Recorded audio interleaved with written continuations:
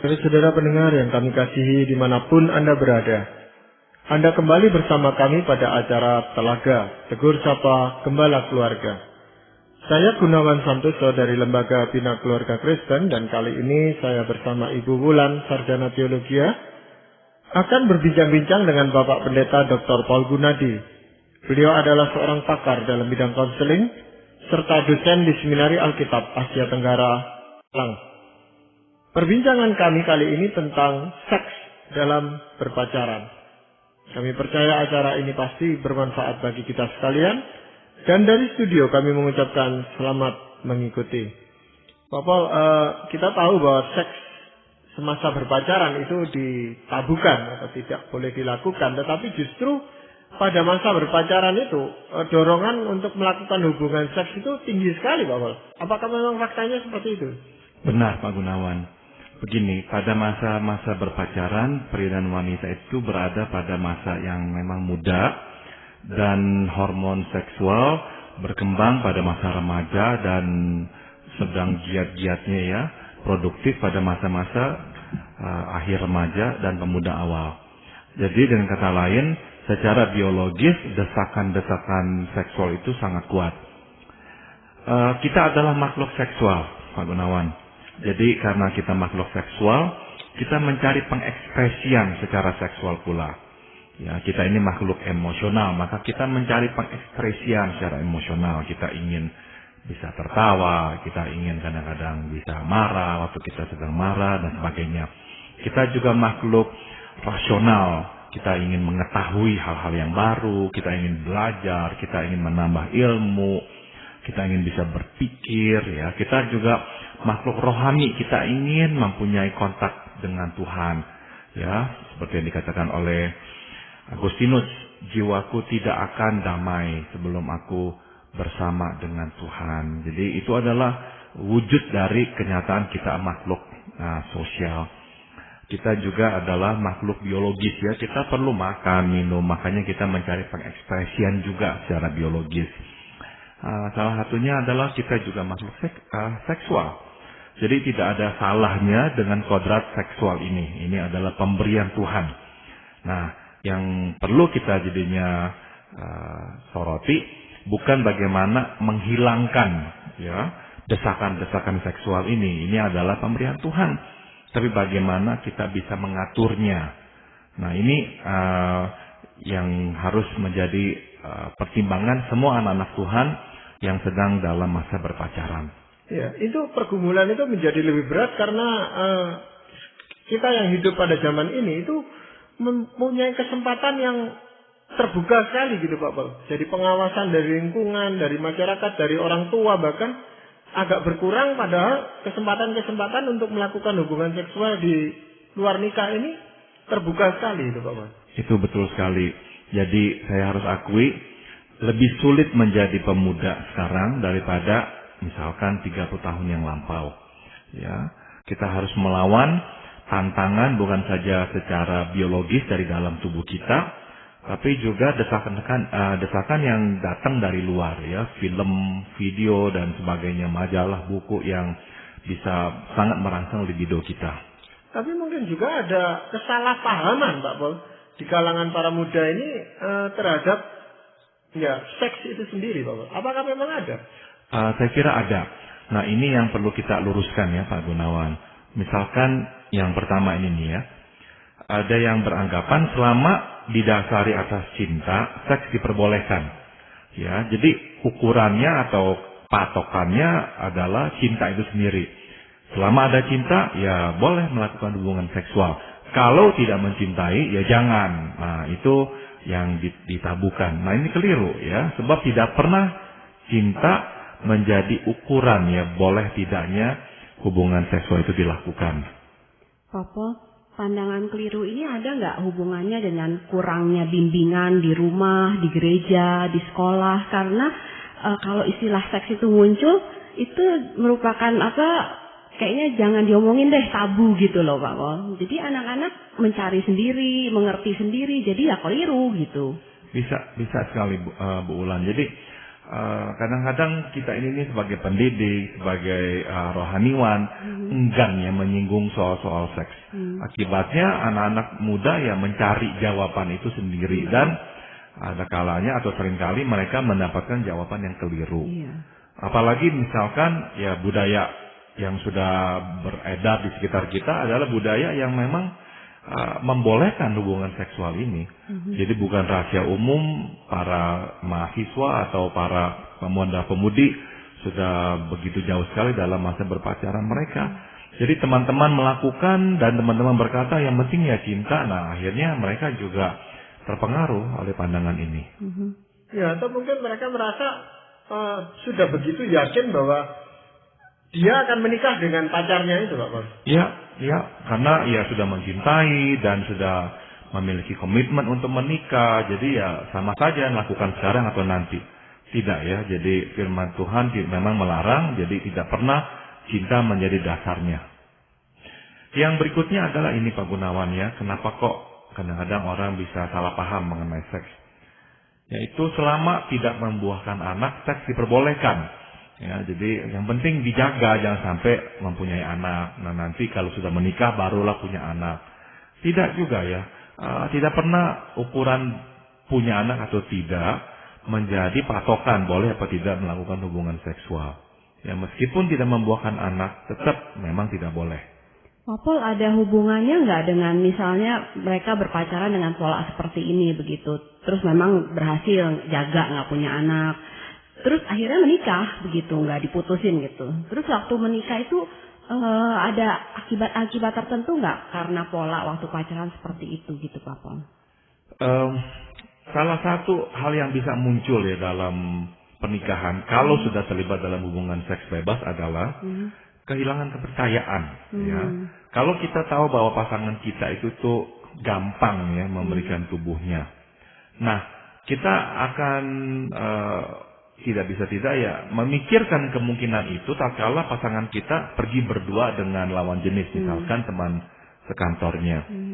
Tapi kebalikannya, kalau kita tahu pasangan kita menjaga ya kekudusannya, tidak gampang-gampang memberikan tubuhnya dipegang oleh orang lain atau oleh kita sendiri, nah itu akan membuahkan kepercayaan dalam diri kita. Kita tahu bahwa enggak, dia bukan orang yang gampangan. Jadi kalau dia berkata saya tidak berbuat apa-apa, kita percaya.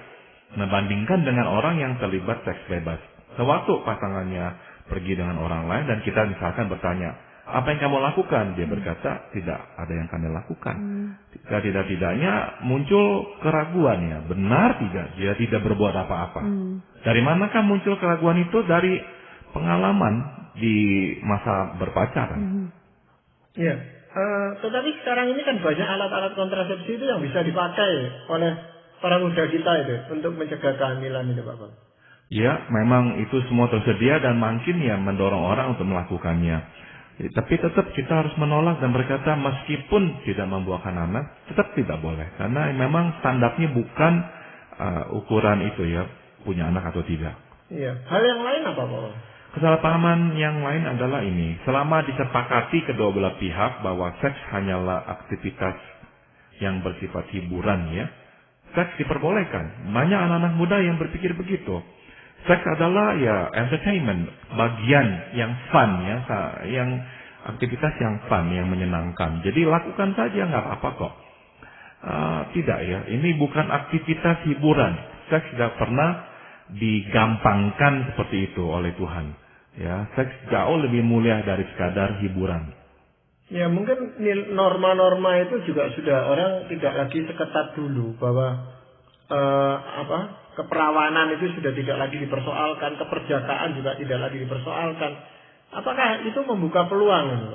Ya, saya kira demikian, Pak Gunawan. Jadi ukuran kekudusan itu tuh makin hari makin merosot. Ya. Jadi orang berpikir ya tidak apa-apa, tidak perawan dan sebagainya.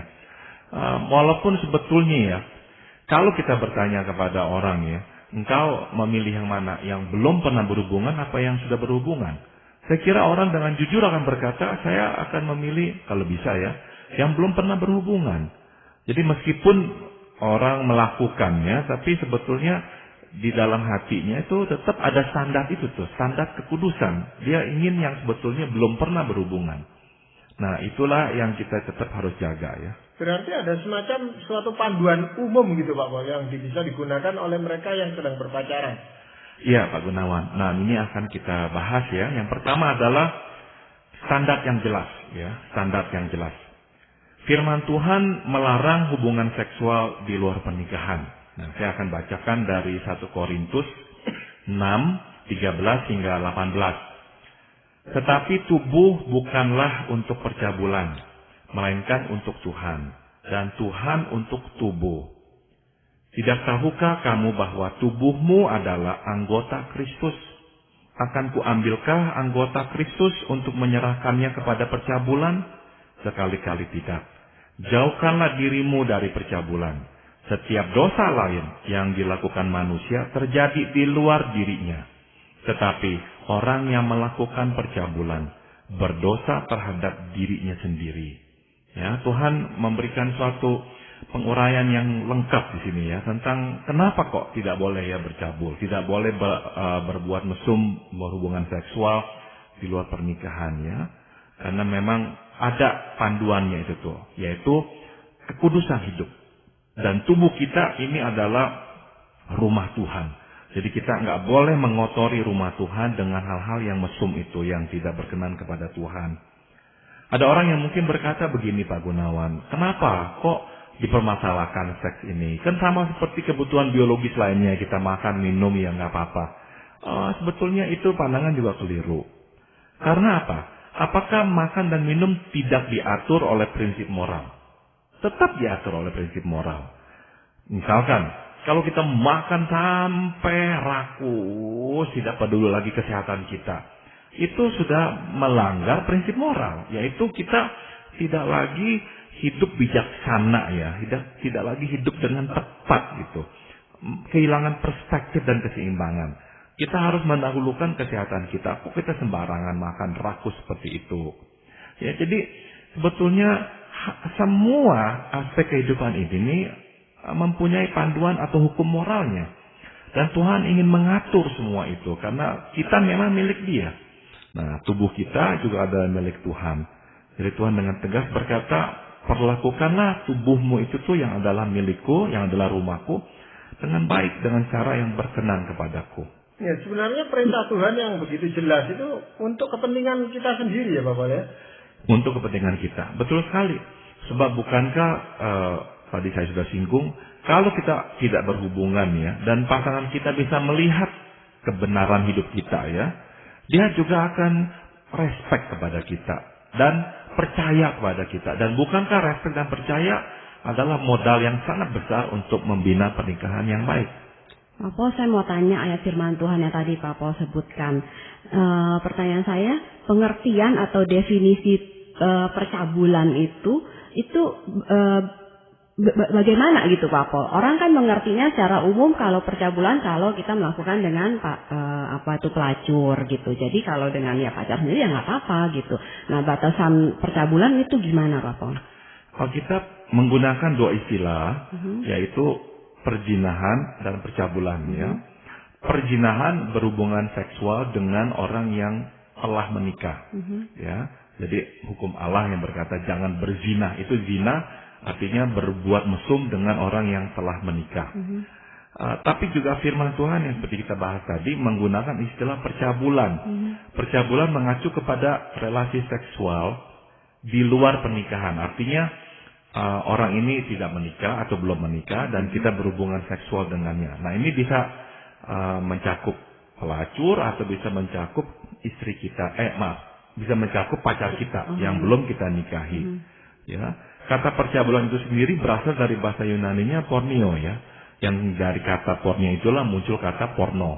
Ya, pornografi dan sebagainya. Jadi benar-benar adalah perbuatan-perbuatan mesum ya yang kita lakukan di luar pernikahan. Nah, itu yang Tuhan larang. Memang itu akan menjadi masalah kalau yang berpacaran itu salah satunya bukan orang yang beriman, Bapak, yang tidak mempunyai standar firman Tuhan seperti ini. Betul. Jadi kita harus jaga. Dan saya mengerti sesama dengan sesama orang beriman pun kita akan menghadapi tantangan yang berat ya. Jadi memang kita harus hadapi ini bersama. Kalau kita memang serius dengan standar yang Tuhan telah tetapkan itu. Ya. Apakah ada panduan umum yang lainnya, Pak? Yang berikutnya adalah ini, batas yang jelas ya. Selain standar yang jelas, kita harus memiliki batas yang jelas. Maksudnya apa? Ini. Misalkan ya, sentuhan fisik ya. Sentuhan fisik itu menimbulkan kenikmatan dan menuntut pemenuhan yang lebih. Itu sebabnya kita harus mempertahankan batas keintiman sejak awal. Nah, prinsip ini yang saya akan coba kemukakan Pak Gunawan, yaitu semasa berpacaran, fokus utama kita adalah pada kenikmatan relasional dan emosional, bukan kenikmatan seksual. Jangan terbalik ya. Pasangan yang mendahulukan kenikmatan seksual dan baru mulai menggali kenikmatan relasional setelah menikah akan menuai masalah.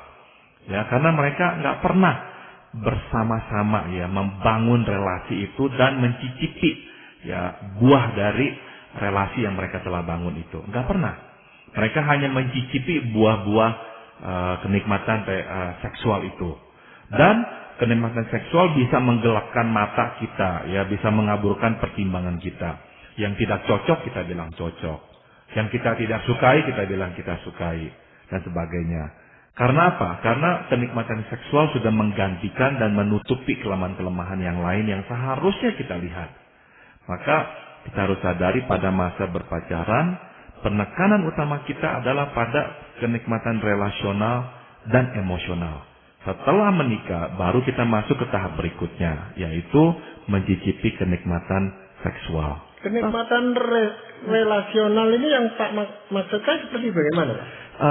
Hal-hal yang muncul dari persahabatan, ya, bisa misalnya bersama-sama mengerjakan sesuatu, beraktivitas bersama, bisa saling berbicara, ngobrol, ya, bisa saling menstimulasi pemikiran kita dan sebagainya. Hal-hal yang memang dilakukan oleh dua orang yang sedang menjalin hubungan bersama. Dan hubungan itu menyenangkan kita, gitu. Betul, betul. Nah, Bapak, kita sudah bicara tentang standar yang jelas, lalu batasan yang jelas.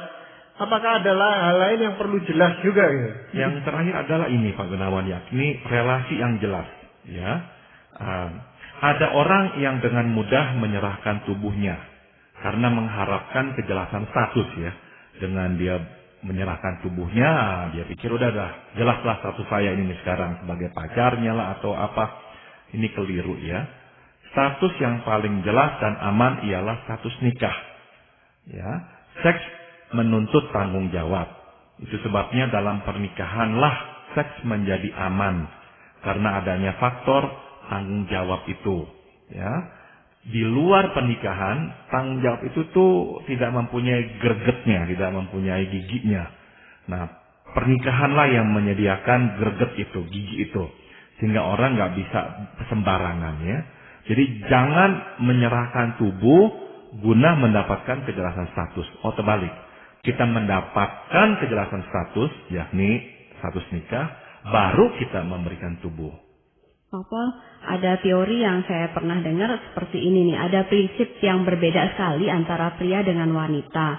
Kalau wanita itu melakukan hubungan seksual gitu untuk tujuannya relasi gitu. Sedangkan kebalikannya kalau pria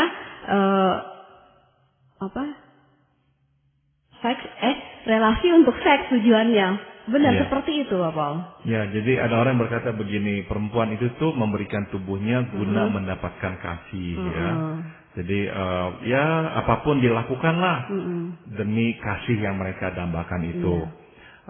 Saya kira ya itu justru pandangan yang keliru, ya. Jangan sampai kita menjual diri, ya, memberikan tubuh untuk mencicipi kasih itu tuh.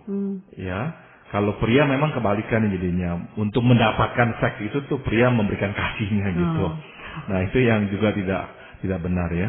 Jadi sekali lagi saya ingatkan, relasi yang jelas, yang paling aman adalah relasi nikah, dan itulah rumah untuk seks.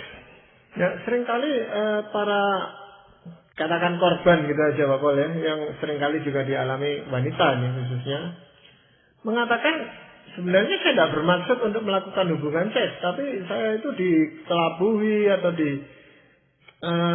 beri obat atau apa sehingga terjadilah itu. Itu alasan itu apa bisa diterima gitu? Ada saja ya memang yang terjadi seperti yang kita mungkin telah baca ya, ada pria-pria yang jahat ya memberikan obat-obat tidur sehingga tidak berdaya, dan pada waktu tidak berdaya itulah dia diperkosa ya, perempuan itu diperkosa, dan itu bisa terjadi. Dan kalau itu terjadi saya kira itu adalah suatu delik kriminal ya yang harus dilaporkan ke polisi sebab pria itu telah menipu dan memperdaya. Tapi anehnya mereka enggan untuk melaporkan ke polisi atau apa karena itu mempermalukan diri mereka sendiri. Tepat ya, tepat. Betul. Buat perempuan tuh sangat malu sekali. Betul. Jadi kadang-kadang inilah lubang atau kelemahan yang dimanfaatkan oleh pria. Jadi harus berhati-hati, jangan cepat-cepat bersedia pergi dengan pria yang tidak kita kenal. Oh jangan, kita harus yakini dulu siapa dia ya. Iya. Nah, bagaimana dengan pandangan secara umum gitu Pak? Secara praktis ya Pak Gunawan, untuk bisa menjaga diri ya, jangan sampai kita terjerat ke dalam perilaku seksual sebelum menikah, ada beberapa saran yang akan saya berikan. Yang pertama adalah ini, hindari sentuhan-sentuhan yang merangsang ya. Jadi apapun itu, sentuhan-sentuhan yang bisa merangsang, jangan kita lakukan. Sebab sekali kita sudah lakukan, kita akan meminta yang lebih lagi dan lebih lagi. Popol, anak-anak SMP sering bertanya ke saya begitu. Kalau berpacaran batasnya emang sampai di mana? Kalau misalnya kita ingetin tentang berpacaran, pegangan, ciuman atau apa? Terus batasan usia juga gimana Pak Pol berkaitan dengan tadi hindari sentuhan yang merangsang? Gini, yang mereka selalu inginkan dari kita adalah batas sedekat apakah yang dibolehkan. Kita harus balik, bukan sedekat apakah yang dibolehkan, tapi sejauh mungkin itulah yang harus dipertahankan sebelum kita menikah. Nah itu mereka cari selalu itu tuh, sedekat apakah yang boleh. Misalnya cium sampai seberapa jauh, pegang sampai seberapa jauh. Pertanyaannya terbalik ya, keliru. Justru tanyanya harusnya sejauh apakah. Sejauh-jauhnya memang sebaiknya begitu. Kalau kita bisa bertahan, tidak memegang dan tidak mencium, itu akan lebih baik. Ya, perlu dihindari memang kesempatan berduaan saja gitu di tempat tertutup atau di rumah itu mereka mestinya menghindarkan hal-hal seperti itu. Betul. Nah itu salah satu nasihat yang baik ya. Jangan kita mencari kesempatan berduaan di tempat yang tertutup karena itu juga akan menimbulkan keinginan untuk melakukan karena tidak ada yang tahu ya. Apalagi kalau misalnya yang mengajak pacarnya ke tempat di pegunungan, menyewa villa dan sebagainya, itu memang sudah merencanakan. Jangan itu. Ya. Kalau orang tua dua-duanya bekerja Pak Pol, jadi kan nggak ada yang ngontrol begitu. Nah itu riskan sekali ya Pak Pol. Riskan, dan itu juga sering terjadi ya. Banyak orang tua pulang jam 8, jam 9 malam tidak ada siapa-siapa di rumah. Nah itu memang membuka peluang. Nah orang tua memang juga bertanggung jawab untuk memberikan pengawasan kepada anak-anak. Panduan yang lain apa Pak Pol? Misalkan ini ya, yang lainnya adalah hindari penglihatan yang merangsang. Nah ini dari dua belah pihak ya. Yang satu jangan sampai membuka-buka tubuhnya ya dengan pakaian-pakaian yang merangsang. Yang satu juga jangan sengaja melihat-lihat, mencari-cari kesempatan melihat bagian tubuh yang merangsang. Itu akan sangat-sangat menggoda kita ya. Satu hal lain lagi yang penting Pak Gunawan yang bisa saya angkat adalah ini. Bicaralah dengan seseorang sebagai bentuk pertanggungjawaban kita. Kalau kita bergumul ya dengan masalah seksual ini, bicaralah dengan seseorang ya, pembimbing rohani kita, sehingga kita dituntut untuk bertanggung jawab bahwa kita enggak melakukannya lagi. Kalau kita makin sembunyikan, ya makin terjerat. Jadi sebaiknya kita akui dan kita minta dia untuk memonitor kita juga.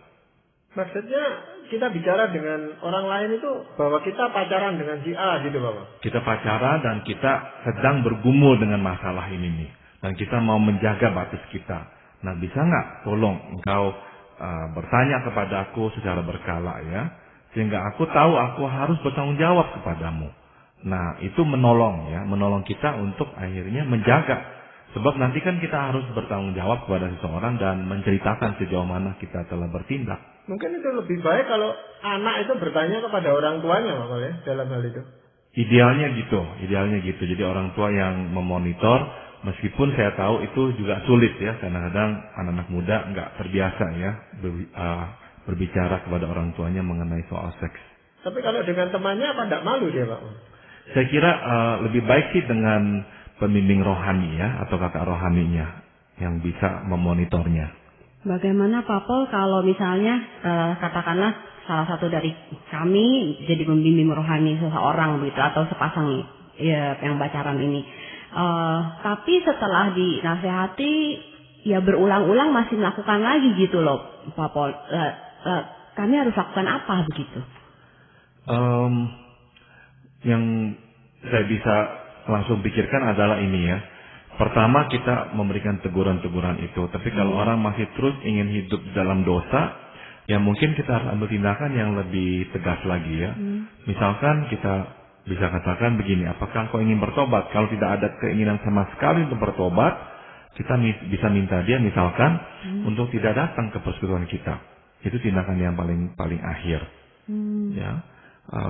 Jadi ada perbedaan antara orang yang mengakui dan mencoba bertobat tapi belum berhasil dengan orang yang memang tidak mau bertobat ya. Nah, orang yang tidak mau bertobat itu saya kira perlu menerima sanksi rohani.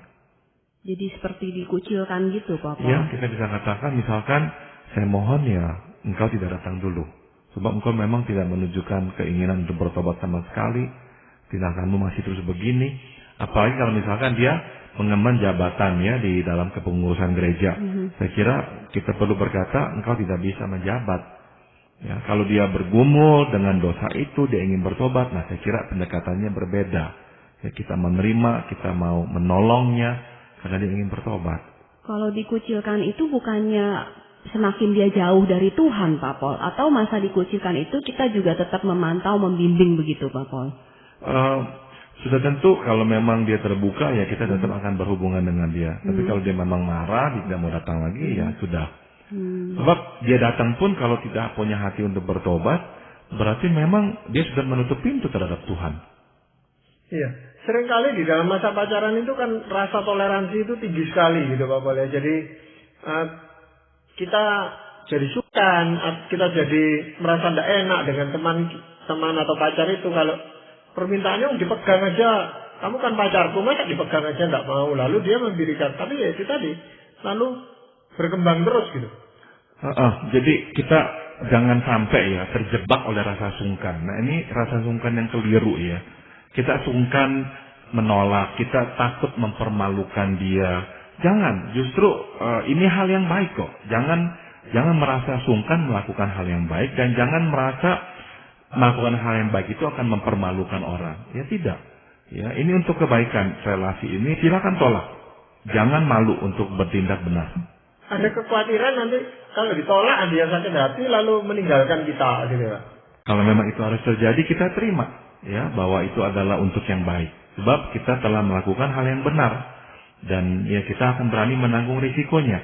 Biarkan Tuhan mengirimkan orang lain yang bisa menghargai posisi kita yang benar ini. Iya, jadi memang ada beberapa prinsip tadi yang sangat penting yang sudah Bapak sampaikan di dalam perbincangan ini dan ini tentunya sangat menolong bagi para remaja, para pemuda yang saat-saat ini sedang bergumul di dalam masa-masa pacaran itu. Terima kasih Bapak juga Ibu Wulan dan kepada para pendengar sekalian kami juga mengucapkan banyak terima kasih bahwa Anda telah mengikuti perbincangan kami dengan Bapak Pendeta Dr. Paul Gunadi dalam acara Telaga Tegur Sapa Gembala Keluarga. Kami baru saja berbincang-bincang tentang seks dalam berpacaran. Bagi Anda yang berminat untuk mengetahui lebih lanjut mengenai acara ini, silakan Anda menghubungi kami lewat surat. Alamatkan surat Anda ke Lembaga Bina Keluarga Kristen atau LBKK, Jalan Cimanuk 58, Malang. Anda juga dapat mengirimkan email dengan alamat telaga@indo.net